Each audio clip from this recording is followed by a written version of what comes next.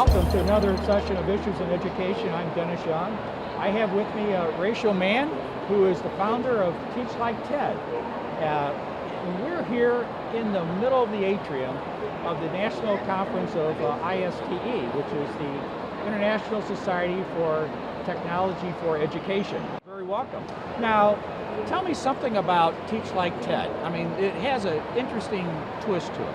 TeachLiketed started out as a presentation. I had worked with a group of high school students in Phoenix, Arizona, and was teaching them public speaking skills, but I thought back to how I learned how to speak in public, and it was really about writing a speech, reading it, and looking up at key moments. So I wanted these students to learn how to really engage, and I absolutely love TED Talks, and decided to use the principles of an effective TED Talk to teach them. Yes. And as I watched their skill set transform, and even my own skill set, it was fascinating, and I thought this is something teachers need.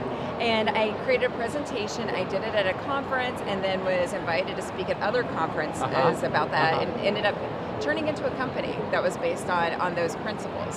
So how long have your company's been in existence? It's been several years of delivering the talk, but the company, November of 2016 is when the company started, and so it's a pretty young company.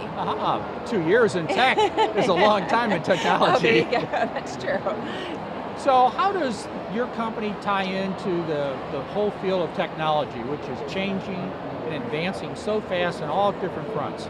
Well, when you think about the fact that kids have a megaphone that they're able to use to share their ideas with the entire world, our teachers have to be able to model effective collaboration. So there's the whole sense of how do you collaborate in person, but how do you also use this megaphone to really connect, and even to help your kids learn how to start connecting with other classrooms around the globe.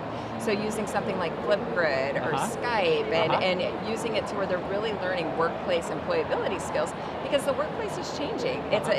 It's turning into a global workforce. You don't have to rely on the local talent in your community to find folks. You can get the best talent for anywhere in the world, and that's going to be the reality for our students. So teaching them how to really collaborate and use these tools in effective ways. So it's probably more than one-on-one. You're dealing with what, an assembly of students or 20 students? How do you interact and teach them all? Oh, well, now I train the teachers, on how to work with the students, and then every now and then I get to work with students, which I absolutely love, getting that chance to work with them one-on-one, but it's more so working with educators. I see.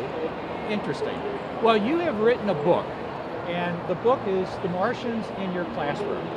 Now, haven't read your book yet, I'm dying to do it, and it probably has many different interpretations to those people who haven't read it yet.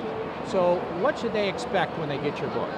So The Martians in Your Classroom isn't about the little green guys or Marvin the Martian. Or it's not about E.T.? It's not about E.T., well, no. I'm not that interested in it now. But when you think about it, the students in our classrooms, it almost seems like they are growing up on a different planet, because they're experiencing the world, the interactions, it's the same stuff, but they're experiencing it in a way that's so vastly different than the world we grew up in, that they might as well be on another planet. But more than that, the first person to step foot on the red planet has already been born. It could be a student in your classroom, or a kid in your community, or someone in your own home.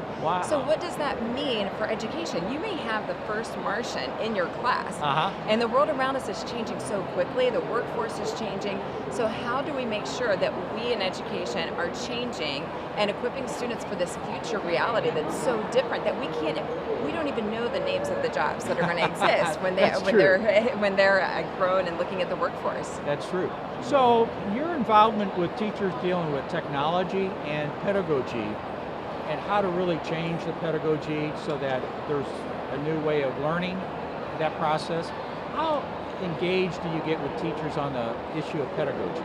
You know, there's a lot of things that we're doing right in education, and I think sometimes people think, oh, we need to do a complete overhaul. And, you know, it's kind of thinking back to Sputnik, when that was something that really created this huge change in education. But there are small changes that you can make. I don't think that we need to get rid of everything, because we're doing some great things. But analyzing and thinking about everything we do in education. Is this best for student learning? An example is writing objectives on the board. I know that that's something that is a requirement in many school districts. The teacher needs to know the objectives, but there are times when the kids need to be figuring it out. We're giving away the punchline. It's like, giving that spoiler and allowing kids to be sometimes frustrated in their learning and to wrestle with ideas that the teacher doesn't have the answer key for, coming up with bigger questions and bigger ideas. That's one way, but then also just going across the hallway and collaborating with someone from a different subject area or finding a career and technical education program that's that hands-on, real-world making stuff, learning by making. Finding ways to make that part of what you're doing that's huge. And those are things that we can do. It's not expensive, and it can make the world of difference in how our kids think and how they solve those big problems.